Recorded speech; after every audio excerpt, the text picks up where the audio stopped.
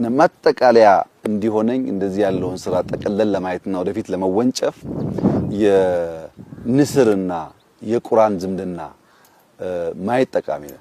ንስር በባህሪው አርቆ የሚያይ ብዙ ከለሮች የሚያይ በከፍታ የሚበር በከፍታ የሚመላለስ ከከፍታውም በከፍተኛ ርቀት አይቶ አልሞ አድኖ መብላት የሚችል በጣም ብርቱ የብዙ ጀግንነት የብዙ ብቃት መለኪያ ነው።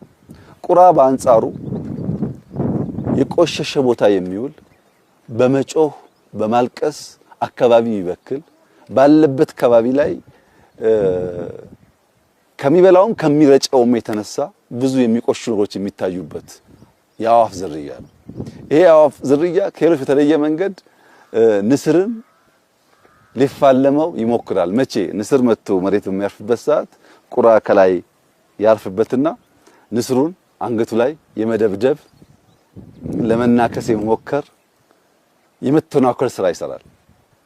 ንስሩ ግን ቁራው ከላይ ተቀምጦ እየደበደበኝ ስለሆነ ምላሽ ልስጥ አይልም። ምን እያደረክ ነው አይለውም። ሙከራ ምንድነው አይለውም። ከቁራው ሰፈር በከፍተኛ ፍጥነት ወደ ራሱ ሰፈር ይበራል። ከፍታን ለንስር ዝቅታን ለቁራ አርጎ ፈጥፎ ሰጠ። ወደ ላይ የወጡ በሄዱ ቁጥር ቁራው እንኳን ከላይ ሆኖ መደብደብ እንኳን ከላይ መቀመጥ ከፍታውን መቋቋም ስለማይችል መፈጥፈጥ ይጀምራል። ንስሩ ግን ምንም ነገር አይሰራም። ብድግ ብሎ ወደ ከፍታው ነው የሚሄደው። እኛ እንደሱ ነን።